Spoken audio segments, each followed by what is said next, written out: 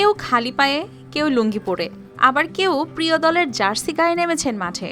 তবে ২২ জন নয়, ২৬ থেকে ৩০ জন।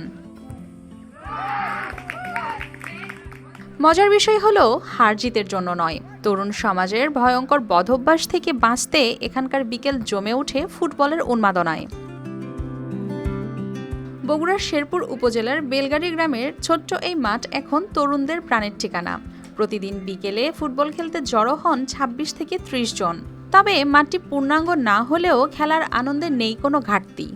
আমরা প্রত্যেকদিন বিকালে এই জায়গায় ফুটবল খেলি। মাঠটা অনেক ছোট, মাঠটা যদি একটু বড় হতো তাহলে আমাদের একটু ভালো হতো, কারণ আমরা এই ছোট মাঠে প্রায় ৩০-৩৫ জন প্লেয়ার দুই দিকে খেলি।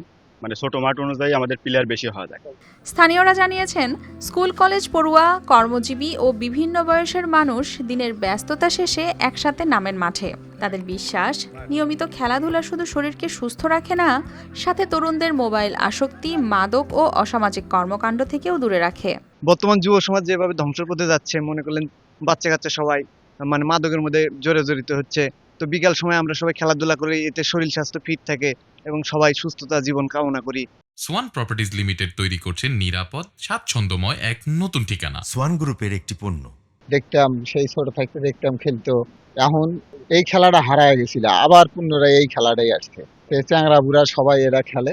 ফ্রি ফায়ার খেলতাম, আরো অনেক গেম আছে, এই গেম খেলতাম। এখন আমরা ফুটবল খেলার আসক্ত বেশি, এই জন্য আমরা অনেক গেম খেলাই বাদ দিছি, ফ্রি ফায়ার খেলাও বাদ দিছি। গ্রামের প্রবীণ ও অভিভাবকদের মতে এই উদ্যোগের ফলে তরুণদের মধ্যে পারস্পরিক সম্পর্ক আরও দৃঢ় হচ্ছে এবং বাড়ছে সামাজিক সম্প্রীতি। তারা চান এমন উদ্যোগ আরও গ্রামে ছড়িয়ে পড়ুক। তো আমরা তারেক রহমানকে বলবো যে ভবানীপুর ইউনিয়নের যে একটা খেলার মাঠের বাজেট করা হয়েছে, সেটা জানি আমাদের এই বেলগাড়ি এলাকাতে দেওয়া হয়। তাইলে আমরা এই বেলগাড়ি এলাকার ছেলেপেলেরা মানে খেলাধুলাতে অনেকই আগ্রহী। আন্তর্জাতিক খেলা, ফুটবল খেলা, এটা সব জায়গায় খেলা যায়। যার কারণে আমরা গ্রামে ছোট্ট একটা মাঠে মাঝারের পিছনে একটা ছোট মাঠ আছে, যার কারণে অনেকজন হওয়ার কারণে আমরা পর্যাপ্ত পরিমাণে খেলে শান্তি পাই না।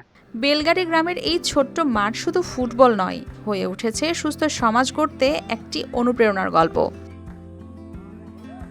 News desk, RTV।